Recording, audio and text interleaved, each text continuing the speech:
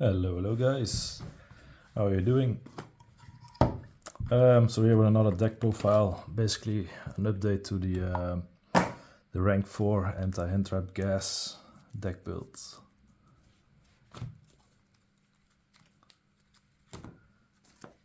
Alright, so let's go. One mooling, it's like our boss monster, almost.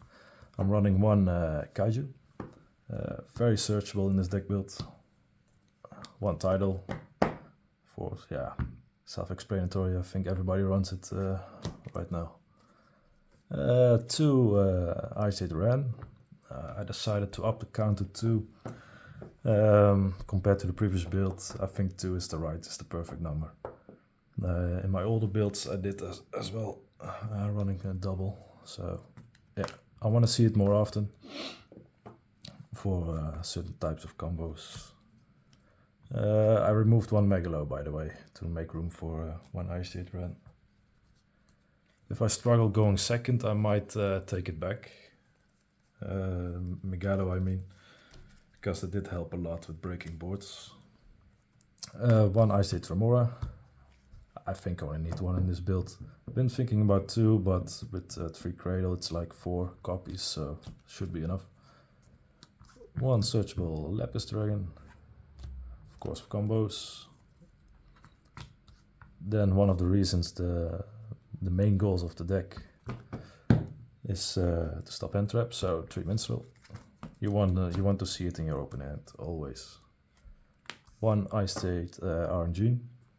I still run this one. I don't want to run it, but if you don't open up full combo, it's basically your other way to stop handtraps to go for a pre-board Apollousa. So right now I still need to run it, but maybe after some more testing, who knows, I might cut it.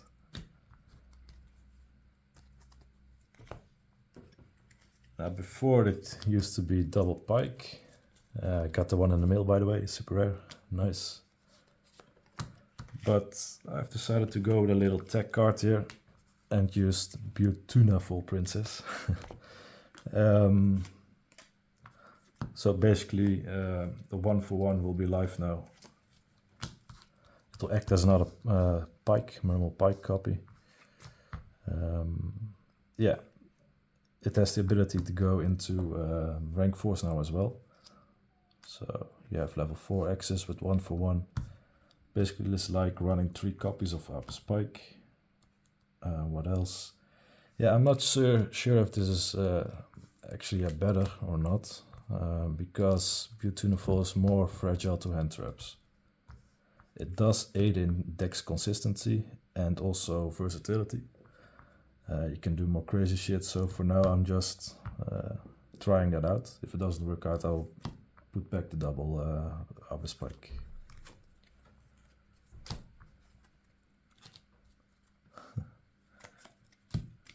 Then the one Acti, it's basically 4 copies with Cradle again for that very nice combo that goes through 2 handtraps. I mean, that's the combo you want to see in this deck build, right? That's just so good. Only with Acti you draw one, so you won't be able to search minstrel. That way you need to open like more cards. Yeah. But you never know. It still enables the combo and you see it more often then. Triple Dragoons. No need to explain that. Here's another little tech choice. Before I was running triple Hidden Gem. Now I'm running one Fishbook Harpooner. They basically fulfill the same role within the deck, but there is some differences. Hidden Gem gives me a lot more value going first. Harpoon is basically good going second to chain block. But I gotta say I'm not completely sold yet on the chain blocking. I'll get back to that later. So that works as well. And for versatility reasons, I mean, if you open double a Hidden Gem, or if you would run Harpooner twice and you open that double, you can do more with the variety, of course. So can do some niche play with that. 1 copy of infantry. You also need it for combo to keep your prince live, basically main reason. And yeah, going to Bujinki Arashima. Many more ways, but that's one of them. Yeah, you can also use Harpooner and this to normal summon again. Same with Tremora, of course.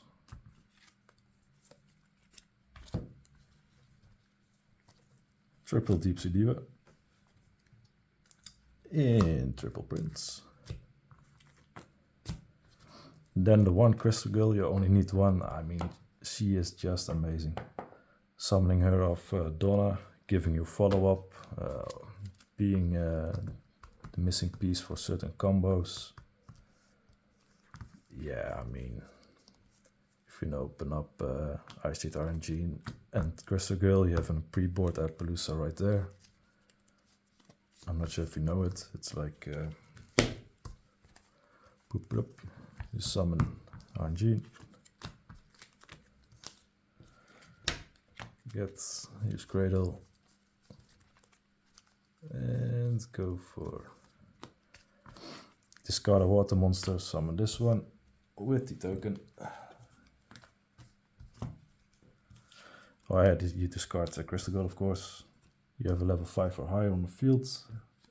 Summon it, use the effect for the end phase. Go. Get rid of the waterlock. Use this. And you have your Apollousa.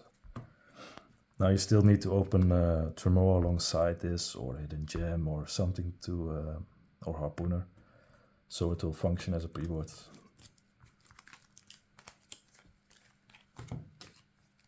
But likewise, you can also have easy synchro level 8 access. Special summon Ran. Discarding Crystal Girl. Yeah, you know the drill. I mean, that's just really, really good.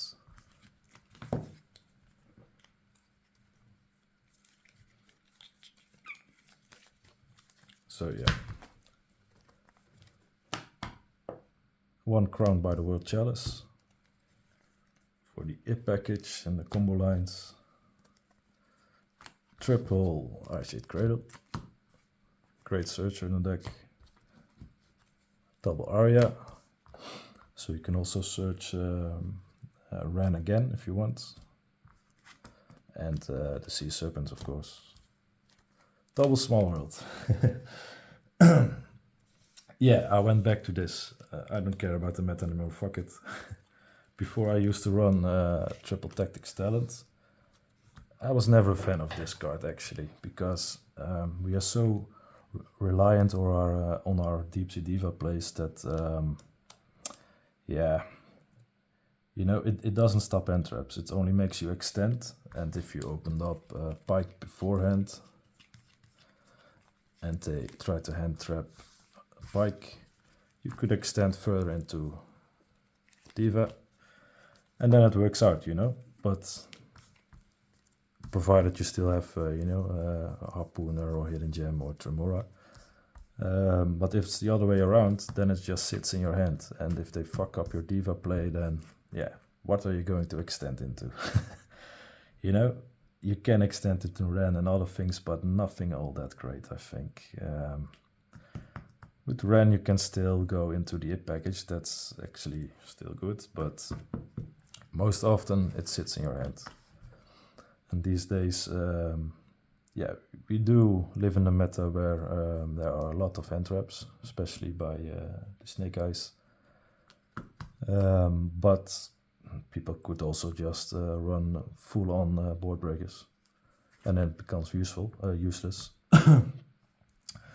And if the Imperm and with the new Handtrap coming, that's basically like an Ash Blossom for non-dark fire water decks, they can screw you over as well, because it needs to be a monster effect in order to activate it. Anyway, back to Small World. You can just search out the whole deck. Way too good. I don't even mind going -1 in the card economy, because when I get the right pieces, it's just way too good. World Legacy Succession, for the IP combo. If you have a Link monster on the field, it's basically a reborn. Instant Fusion. I run this instead of Called by the Grave. And you can also run Called by the Grave next to this, so you have like 2 in your deck, but I don't know, I don't like opening Called by the Grave for some reason. It's like if you opened up Imperm or something and Called by, then it puts more pressure on your other cards in your hand. They need to be good, you know, and it's just, I don't know. I prefer to get a body on the field as well. It also functions better going second as board breaker. So yeah, sticking with that for now. If I need to open up deck space, I might cut it and put Called by the Grave in it. 1 for 1. And triple Imperm. 1 for 1 is good, as I explained with the Beautiful. She also doesn't screw up your water count, because when she is summoned, she banishes herself. And you can go for the Harpooner if you want, or for Pike. Pretty nice.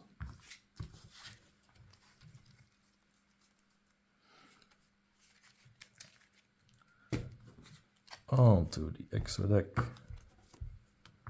1 Apollousa. For the pre-board and end board, really good. 1 Coral Enemy. To get rid of the water locks and many various little combos. Cross Sheep. Still very good with the Hidden Gem. It makes me pull off an insanely good combo. Bushinki Ashima, self-explanatory. I already went over this. Randomize Restrict. Hope Harbinger. I'm not sure if I will cut this for Lancelot. Depends. If I'll need to test the deck more. If I end on a board where I can make Lancelot like all the time, then I will cut it. And it depends on a lot of things actually, because we have Tempide Dragons now, so maybe it's still better to run this over Lancelot. And finally, the other reason is Packbit. It's always behind the rank gate, so if Packbit works, if you detach during battle phase or during your main phase with Lancelot. But be wary, if you do run Lancelot, the first thing your opponent activates, it will automatically negate it. You cannot choose. So you can choose which one you will detach, so Moulin or Packbit. But they might not have a monster on the field. It's like if they activate a spell card, you know, field spell or searcher, and it negates, you might want to detach Moulin and have this saved for when they do have a monster to fuck them up again. I just like that interaction, so good. So yeah, Hope Harbinger for now. Double Bahamut Shark. And double Totally Awesome.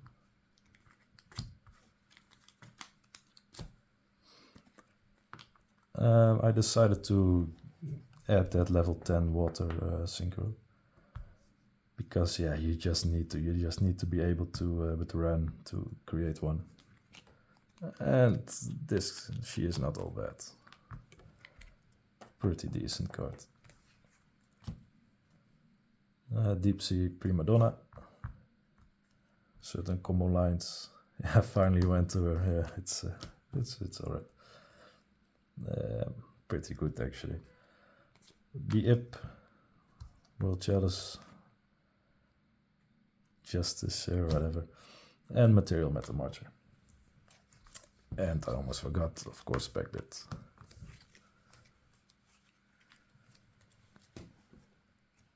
Now the thing about those think we do need to talk about this. Like, what will we as water players be running? I mean, White Aurora Whale is like good with the chain blocks with Harpooner, going second. But yeah, if they have destruction immunity, it will do nothing. If they have link monsters in attack position, they must be in attack position. I mean, so it can destroy them. That's good. It combos off greatly with Dark Rune or more. And with the Fishbrook Harpooner, you can chain block, and if they don't negate anything, you can negate any monster that has the destruction protection and still get rid of it. It costs nothing, that's really good. The other effects are also, yeah, not bad. Can be annoying to get rid of for your opponent. And yeah, really good in a grind game. But going first, not that many. No. Backbit is really good going first and second. You can also chain block with it, but it becomes like really expensive in terms of card economy inside your hand. Not sure if you want to do that with Fishbrook Harpooner, but it is a possibility. Works great if you run Fenrir alongside of it for that discard folder. Yeah, good going first for combos, very good, and going second still has good application. It's better to just summon this with Crystal Gull, I think, and Ren, icejade Ren. Yeah, it's non-destruction, so that's great. Then we have Dragite. Really good going first with the spell and trap negation. Going second, not so much, but still it does something. It's a Night Beat Stick, and I do have rocks in my deck. The Hidden Gem and the Big Rock, Nibiru. So it is live as well, but it stays a gamble, and yeah, against an established board, they will likely have monsters, monster effects, and it's nice that it can negate spell and traps, but it will be very vulnerable still. Sometimes it reminds me a bit of Baron de Fleur, like a mini Baron de Fleur. If the effect is live, at least. So what I typically did was run this going first, main it in my extra deck, have this in my side deck with Dark Rune no more, and do it that way. But since then I've changed to Packbit. And it frees up space in my side deck. That's cool. But I think if you run Packbit, you always need to run a rank 8, so it costs more space in your extra deck. Which might not be a bad thing, because we really want to make a rank 8 anyway for Moulin.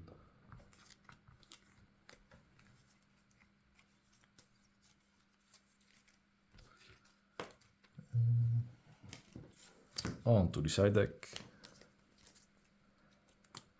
World Sea Dragon Z Atlantis. I mean, you have Coral, you can go really fast into this with Crystal Girl and icejade. icejade Ram. Good board wipe. The two targets for Super Poly.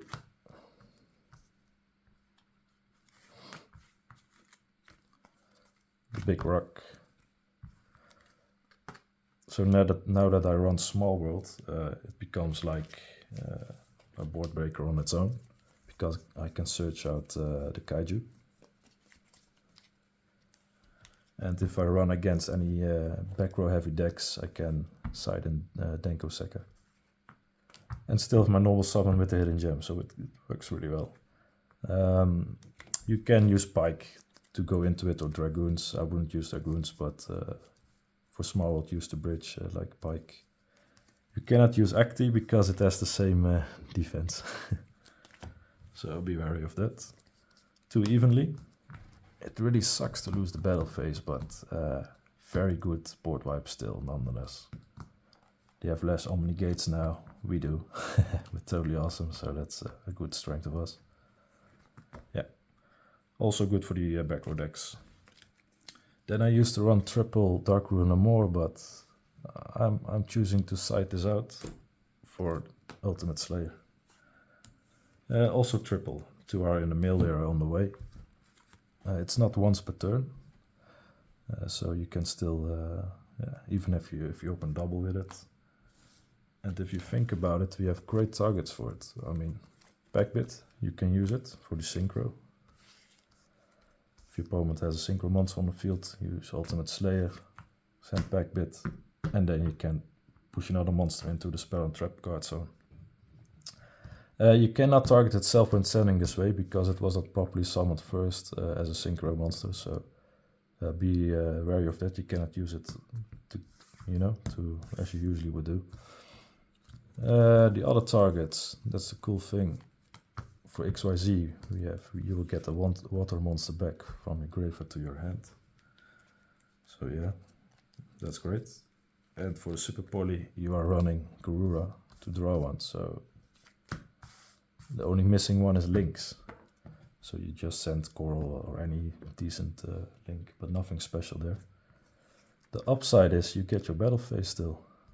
And how often do you really need to board wipe everything? I mean, usually it's like 1, 2, maybe 3 monsters you need to get rid of.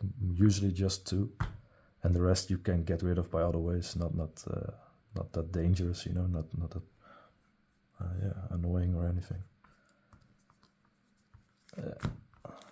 So that's the reason for Ultimate Slayer.